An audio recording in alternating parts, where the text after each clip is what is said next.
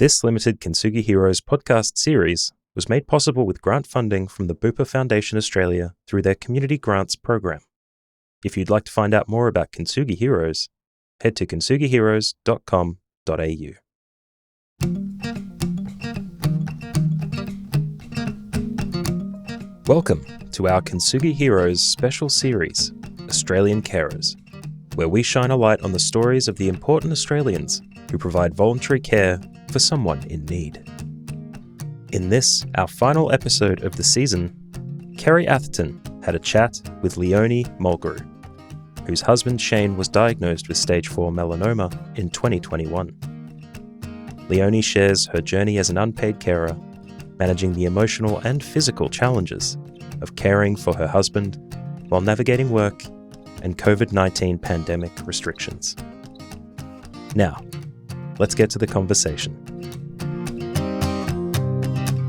Welcome to another episode of Kintsugi Heroes. I'm Kerry Atherton and today's guest is Leonie Mulgrew.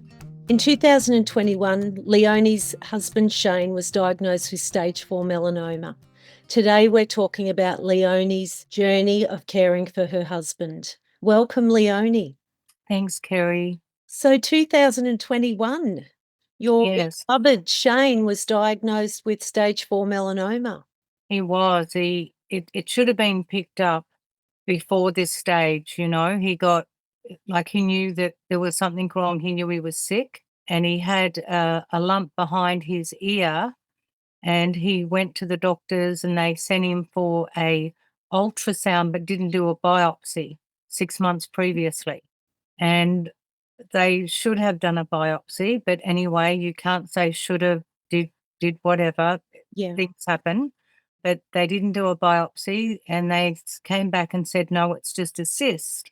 As it continued to grow, Shane started feeling much sicker and he went to the doctors and said, look, I want this out. And they said, no, it's grown too big now. We're going to have to put you on the waiting list to go to SCU. It could be 6 months for you to get in to see someone to have it removed, because they were thinking it's still a cyst. Yeah. Shane knew something was wrong, so he made his own appointment with a private doctor, and then this doctor said, no, this is not a cyst, and he referred him to a lovely man who's at the ENT specialist at the specialist centre across from SCU, and that's David Hogan, and that's when David Hogan said, we have to do a PET scan, and that's when they found it. It was very quick, and they had a very small window to do it in. Actually, the day after Shane was operated on, I had to give our daughter away, Kirsten, who got married. Oh. So Shane couldn't be there to give his daughter away because he was intensive care. Oh. But they said he had a very, very small window, and the operation was actually 15 hours with a team of amazing people. They had, I think the doctor said they had 3 sets of scrubs. They had David Hogan, who is the doctor that is the ENT guy that found the cancer. So Shane had a massive, massive operation where they skin graft. He had skin graft doctors there where they took part of his leg and put it up onto his neck. They took his ear off. He was, he still has, Shane suffers with keloid scarring, so he's got a scar from like here to here where they took 16 lymph nodes out, which all had cancer in them. Wow, 16. Yes. What a terrifying journey. And I remember when he was first diagnosed and sitting with you and you were sharing what was going on and the unknown of the journey ahead. I think we had a lot of mixed emotions. I think we were really cranky at first. Yeah. We were cranky that nobody bothered doing a biopsy 6 months earlier because, even David said that, like Dr. Hogan said, it wouldn't have travelled that far that it did if Shane would have had a biopsy earlier, and they probably would have been able to get it. But it had really travelled. It had really travelled. So at the time, Leonie, how long had you been married at that stage? We had been married nearly 36 years. Wow. And I know Shane is the love of your life. Oh, absolutely. Yeah, absolutely. And so at the time, I know that you were working as a beauty therapist at Myer. Yes. And what changed then as a result of Shane's journey for you? I still had to work because we still needed an income. Shane had to just literally shut his business down, not knowing whether he could go back to it or not. He'd only just started his business probably 2 years previous. So as we all know, a business can take, 5 or 6 years even just to get off the ground, you know, and he was only just starting to build his clientele, so we had to shut that down.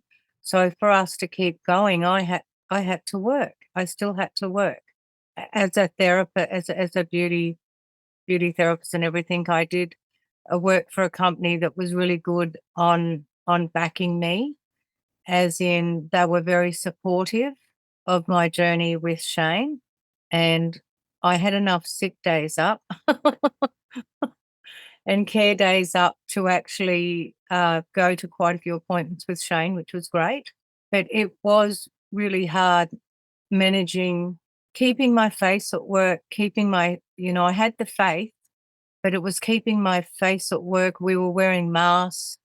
And some days I was really glad we were, because some days I would just stand there and I'd find I'd break into tears, especially with people that were like, COVID was a thing that none of us knew about. We didn't know, I remember one time I was at work and I was really looking forward to seeing Shane this night. He was up in hospital and he just got out of ICU. And I was so excited because I was going to see my husband to give him a hug and lay beside him in bed and everything in the hospital. And I didn't get to. I got the phone call. I rang the hospital to see how things were going and everything. And they said, "We're really sorry. We've shut the wards down, so nobody's allowed to come in." So I didn't get to see Shane for about 3 or 4 nights.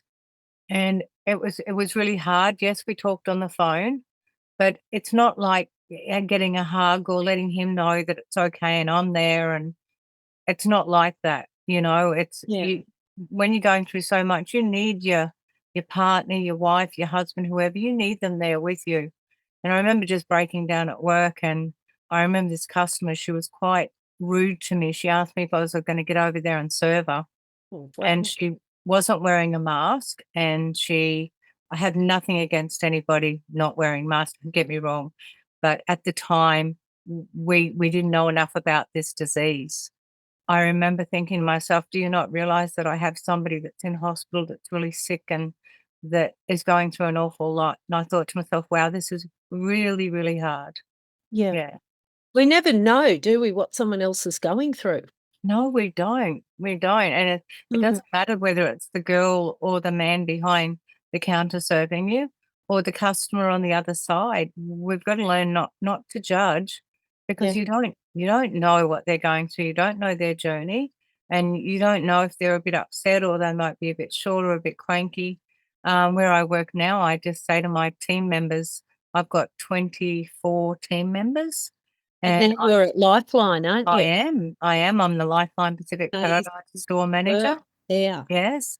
And as I say to them, please don't ever, like, you don't need to cop rudeness, which they don't. But at the same time, just be aware that, if somebody's having a bad day, don't take it personally. Just, get them in, get them out as quickly as you can. And you Yeah. can even ask, "Are you okay?" You know, and that's all people, I had one amazing friend at work that did used to ask me, and that was Michelle, Oh, right. Yeah. my buddy. And she'd always come over and she'd say, "Are you okay?" That makes a massive difference, doesn't it, when you're Yeah. feeling alone in the journey, Yeah. Yeah. have someone caring beside you. Yeah.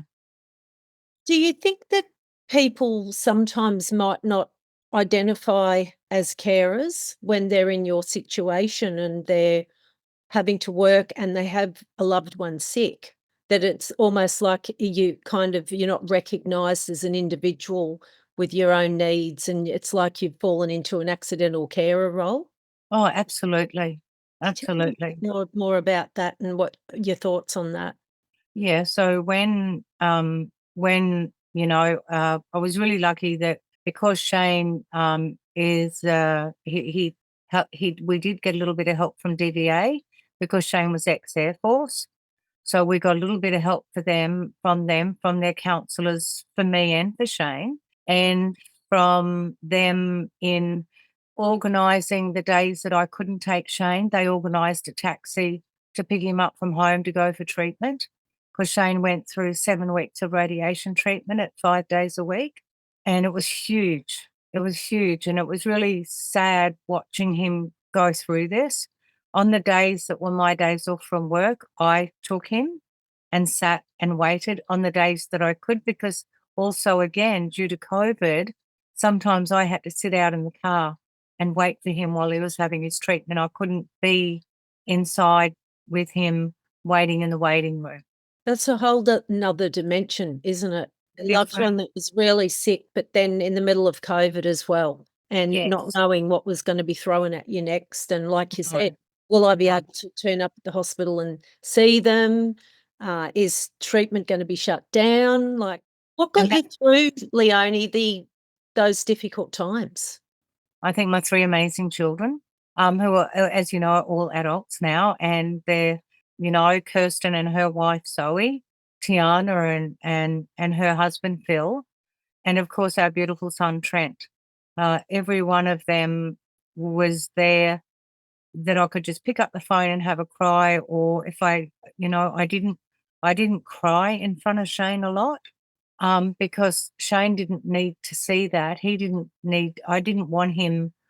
Like, there was a few times he said to me, "Oh, I'm really sorry that, that you have to do this," or "I'm really sorry you have to do that." And I was like, don't be sorry. Please don't be sorry. Like, husband and wife. And, I'm not going to walk away. And, there were some nights that I probably got 2.5, 3 hours sleep and then had to go to work. Shane had a bad night. And then you It's- still had to get up and go to work the next day. Oh, absolutely. Yep, absolutely. You got to put your cap on and walk into work and pretend that everything's okay. Hardest thing to do. And just the whole time thinking, and big believer in God, big believer in the faith. And if it wasn't for him, I don't think we would have made it through this journey. The hardest thing for me was when Shane's younger sister was going through melanoma at the same time, and we lost her during this time. We lost her. Shane didn't get to say goodbye to his sister. Oh. He couldn't go down, and he couldn't risk getting infection or anything. He already had an infection, and his leg opened up, and he had to have a Medivac for 2 months on it, which is a suction thing. We had the hospital girls coming out and dressing it, because I couldn't look at an open wound, and it was very open. And they can't just go in and restitch it. And this was where they had taken the skin from his leg and put up onto his neck. So he had his ear taken off. He had that sewn back on. And he even says today sometimes his ear sort of sticks out a bit on that side.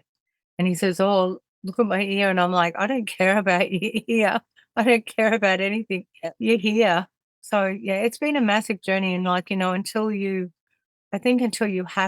have to do it as a carer, and you are a carer. There's no other word for it. You are a carer as well. There's no way in the world besides family that we could have got outside help, besides Vet Affairs organising some travel for Shane backwards and forwards to the hospital, because in those days as well, you couldn't have any more than like 5 or 6 people in your home.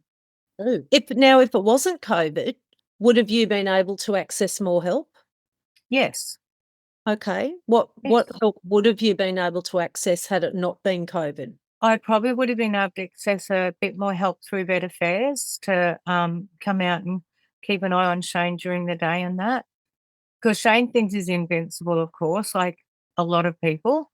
And I'm not going to say like every male, but I'd like to say that. He is a very big, tough guy, isn't he? And I know that Absolutely. you have been through your own cancer journey. Yes. He was the real protector and had to look after you. Yes. And now the roles are just totally Oh. reversed. And that's probably a very difficult shift to get your head around. And Yes. It was hard, like, it was hard looking at him, whether he was gonna be okay, yeah, because we didn't get the all clear for quite some time, and he's still underneath SCOO with the doctors, and he will be for at least another 5 or 6 years. okay. And they, I remember when we went into David Hogan the first time after his operation, and Shane was sitting there and he had tears in his eyes, and he said to David, he said, "Oh, doctor, I want to thank you for saving my life." And the doctor said, "Shane, I don't say this to many people." He said, "But I did save your life." Oh, wow. Yeah. And he said, "I don't say that to many people." And Wow.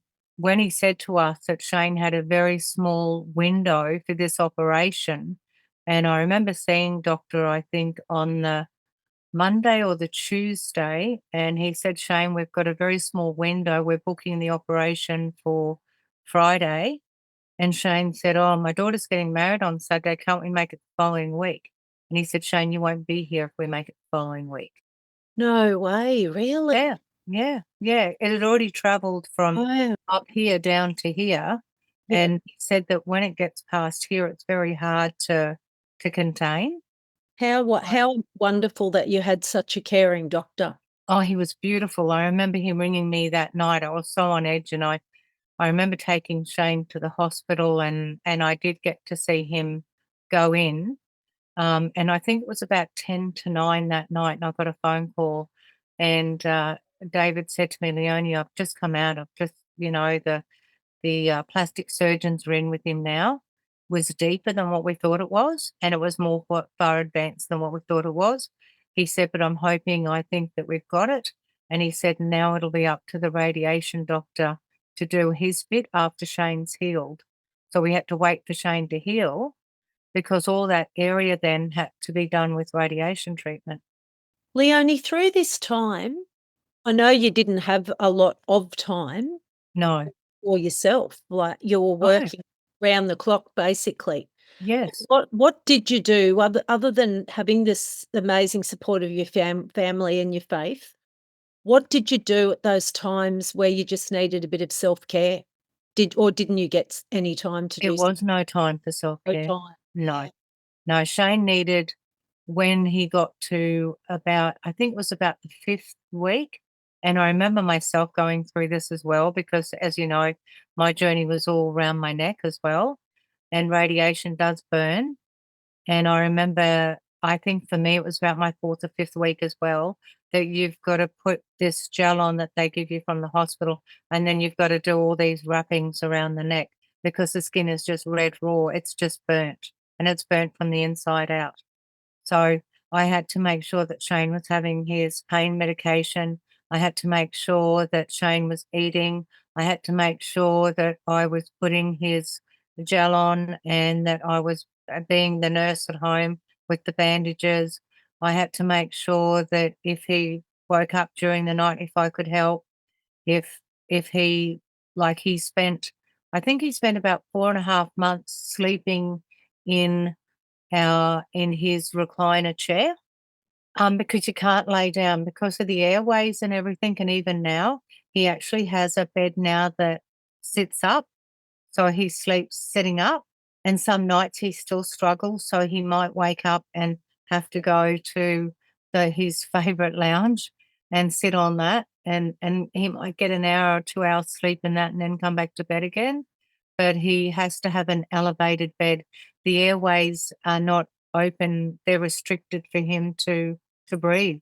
Yeah, and it's just all from the treatment. Like, they had to go through, he's got a lot of nerve damage, so he's on medication for nerve damage. I think they've got him on, he's on medication, but he's also on that special oil, like the oil that they make, the medicinal oil. CBD oil? Yes, Oh, yes. right, yeah. So he's on that morning and night.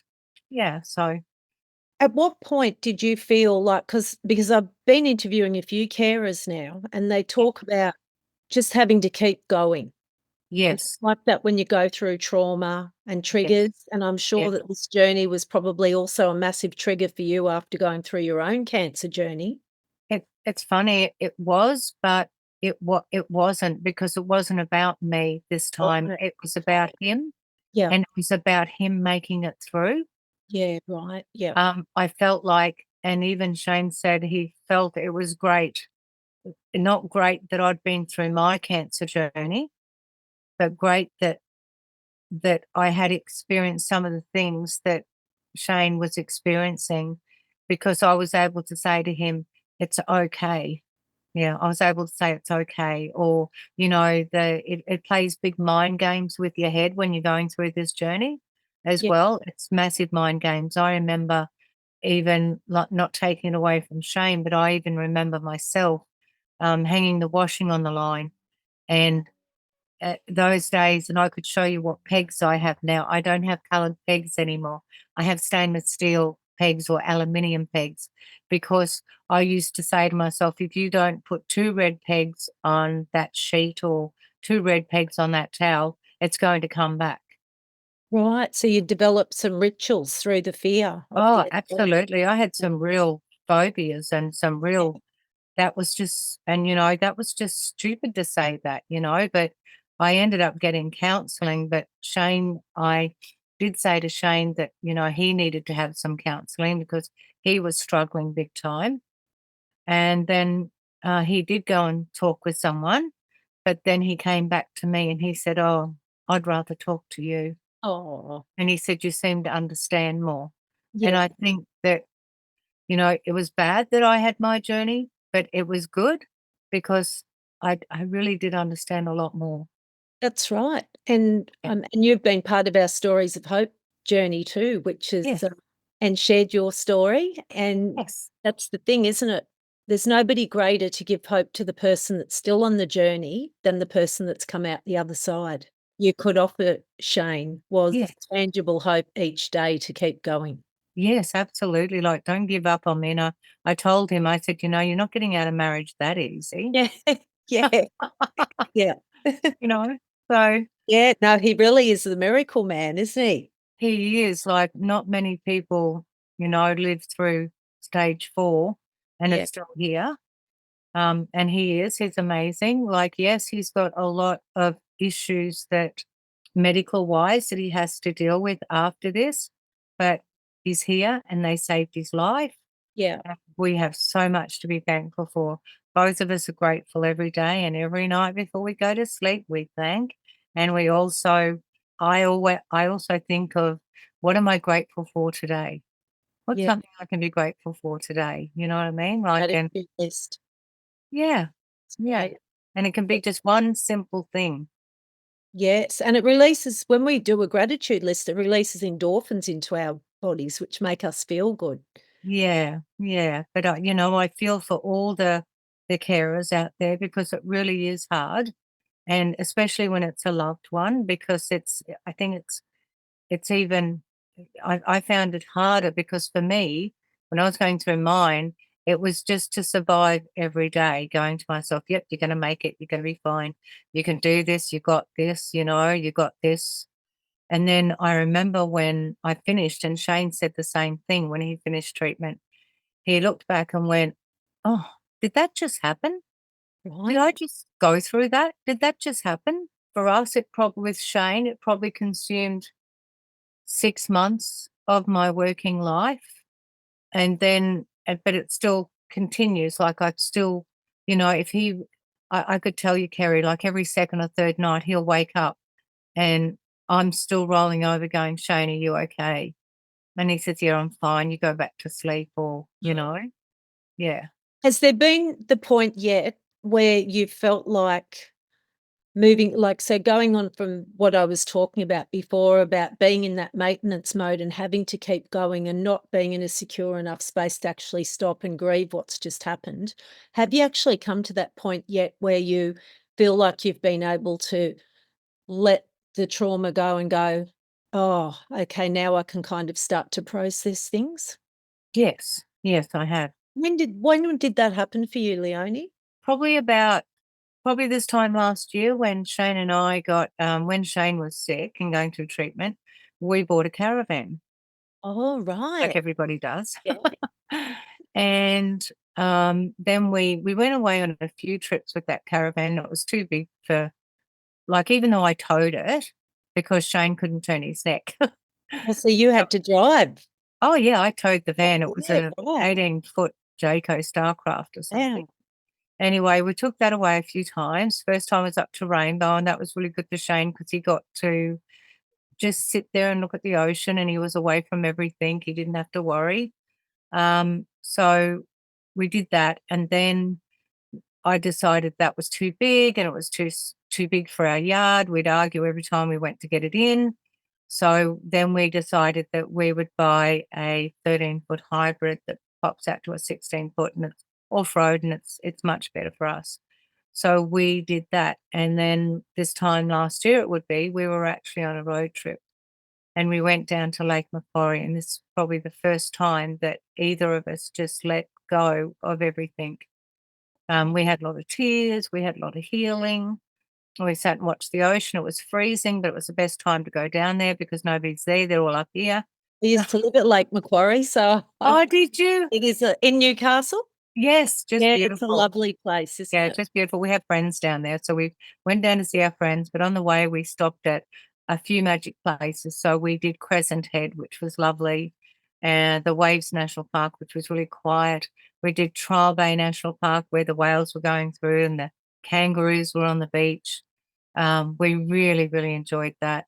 And we just really enjoyed being at places that we had never been with our little caravan. And we really enjoyed, I think, getting in touch with each other again. You know, the just being able to hug and being able to say, you know, I felt that I didn't need to be the carer anymore. Yeah, Gee, that must have felt like a load lifted off your shoulders. absolutely. Yeah. But, you know, that took 2 years, I guess. Wow. So you've been led into a new work role, haven't you? You've I left have. being a I have. beautician after all these years. I know. And I left 6 months before I was due to go on long service leave as well. And so what was it that led you into wanting to work for Lifeline and leaving the other organisation? I had worked for Lifeline when my son Trent, who's 34 now, he was only 2, in Brisbane many years ago when I was having a break from hairdressing and beauty. And I worked for 3 years managing the Chermside Lifeline store. And this is before it was owned by Uniting Care. It was just Lifeline on their own, whereas now they're owned by Uniting Care. And really enjoyed it, really loved the team I had, the team of volunteers. And I don't know, the job came up. I saw it on Seek. I was actively looking. I felt that where I was working, that just didn't suit me anymore. And I didn't find I got support from them, yes, with having time off when Shane, but you know, I had earned all those days as well. I had days clocked up. I took my holidays as well and used them, you know, because you can only have so many carers days. So I How many used my, carers days can you have? I'm not 100% sure. I don't think there's that many. And I think they put down carers day as your sick days now. Oh, I'm pretty sure that's how it goes. I'm pretty sure that's what happened. But I think what did it for me was during COVID, where I worked, like, yeah, I don't like to say the company because, you know, they're a great company to work for. yeah. I enjoyed it. But I felt that they should have employed security guards instead of me having to say to someone, is there a reason you're not wearing a mask? And if you don't have one, I'm happy to give you one of ours. No, Yeah. I shouldn't have been saying that. I got spat at, I got sworn at, I got told to stick the lipstick where it doesn't fit. Oh, Um, it was really, really bad. We copped probably 6, 7 months of this. And and then the last thing that you should have been going through when you were going through so much else. absolutely. And when there was one day that there was a customer and she was just so damn rude.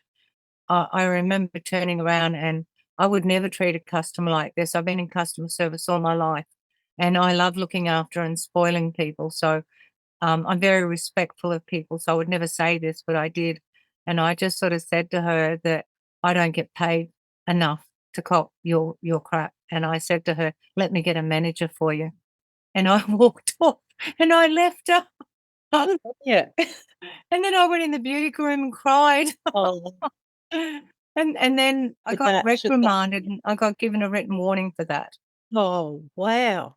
So that's what made Gosh. me leave. And so I now got you're in the told that business if of caring for yeah, people, and I love that so much.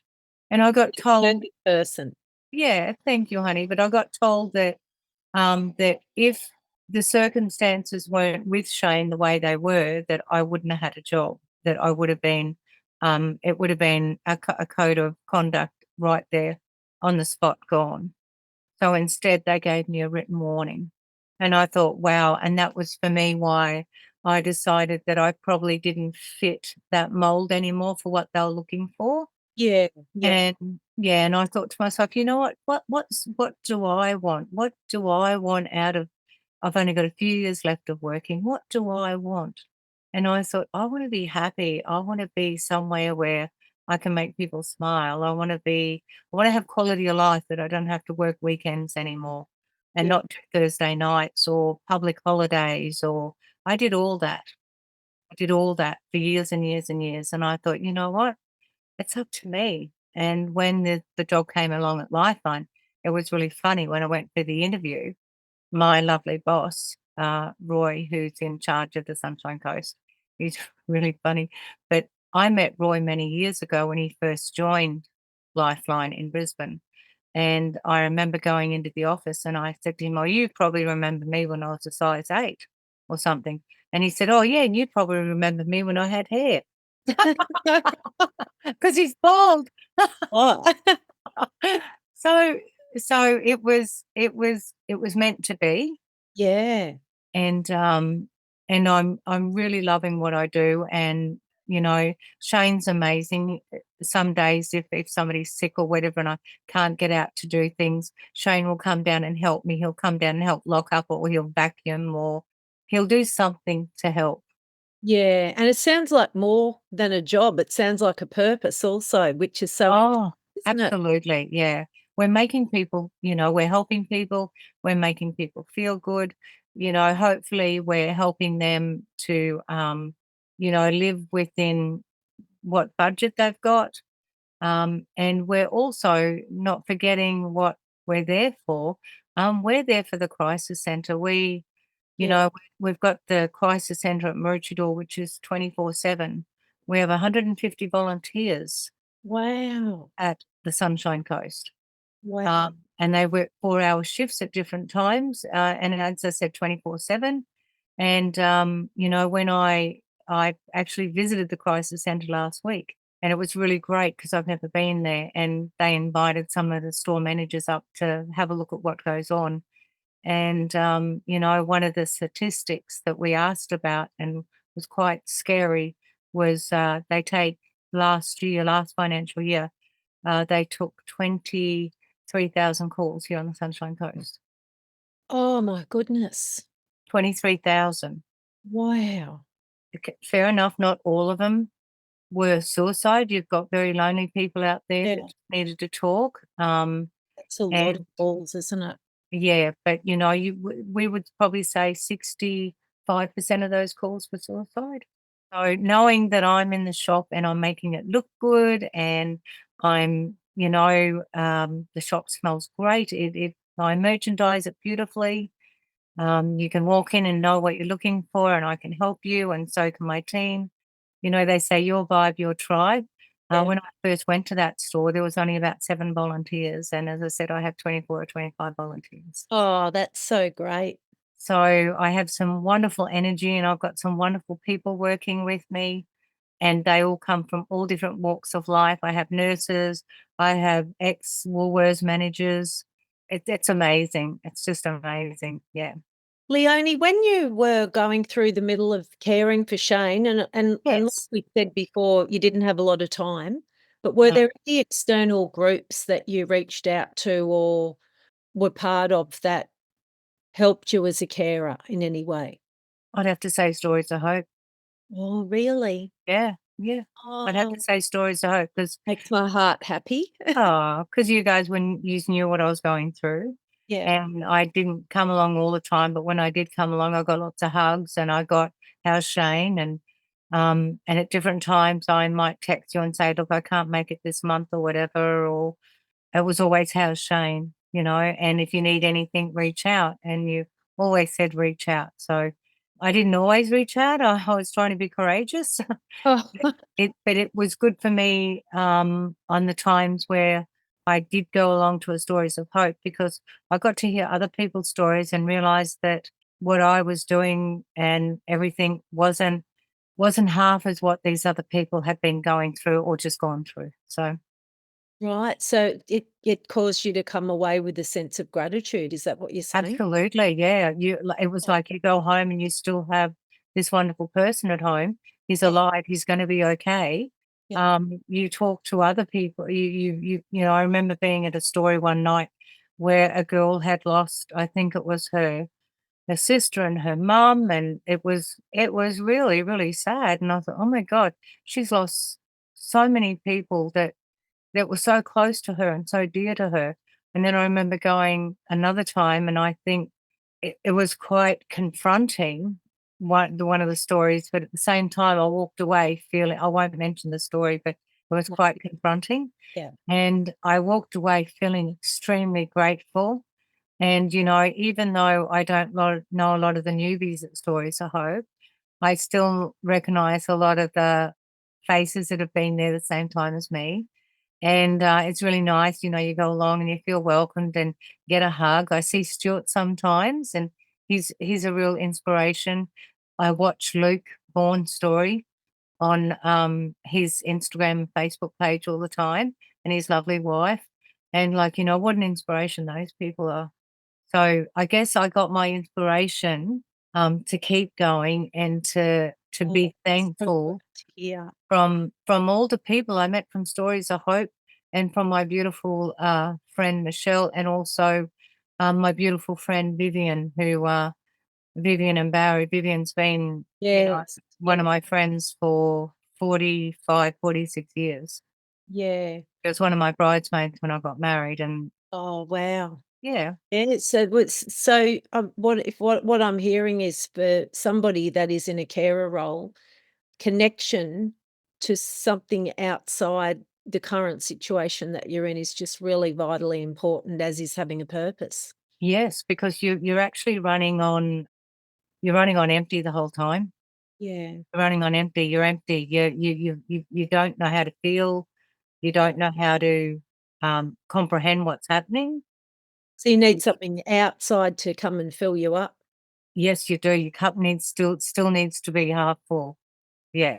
Leonie, as we finish up now, I was Yes. just wondering what message would you love to give to any carer out there that's going through a similar journey to what you've been through? Okay, I'd say don't be afraid to reach out to a support group that they feel comfortable with. If they don't know Stories of Hope, they're going to. I hope they will, Yeah. because I think Stories of Hope is a group it's non-judgmental, and this is where we need to feel comfortable. As you know, I have two gay children, that are very happy and very adjusted in life. We need to feel that, our families can come along with us to support us at these groups, and that's Stories of Hope was one of the very few groups that I found that has never, ever never judged me Oh, or my family, never. oh, that's So I think that is so important yeah, that if they're gonna reach out, definitely reach out. There's people in Stories of Hope, there's groups, there's ladies that have time to catch up and have a coffee with you, even if it's just a chat. I'm sure, I know you've got a few groups going on within your groups now, and I think that you would be able to direct them in the right place or the right person, because you're like me, we know who fits with who, yeah, and we know what personalities to put with what personalities, who would be best to help that person. It's like when I interview volunteers to come and work with us, I definitely make sure that I've got the right volunteers working on the right days with other volunteers, so we don't have overpowering working with gentle soft or, you know. Yeah, yeah. And this is Kintsugi Heroes here tonight. And another podcast where people can hear amazing stories and the stories of so many more carers as well. Awesome. Well, thank you, Leonie. It's been just such a delight to talk to you, and it always is. Oh, thanks, Kerry, and you. And you're such a caring person, and I know that Shane just had the most amazing carer and has the most amazing carer, but you're not in the carer's role now. So No, just a little bit sometimes. yeah. Yeah. And wishing him all the best in the journey ahead, and you too. Thank you so much, Kerry. Thank you, Leonie. Okay, bye, honey. Thank you for listening to this episode of Australian Carers, a Kintsugi Heroes special series. Thank you to Colin Lilly for permission to use Broken as our theme music for this series. If you enjoyed this conversation, share the podcast with a friend and let us know by leaving a rating and review on Apple Podcasts, Spotify, or wherever you get your podcasts. If you'd like to support Kintsugi Heroes and the stories we share, head to kintsugiheroes.com.au and follow the instructions to make a tax-deductible donation. Thank you for listening, and we'll see you next time.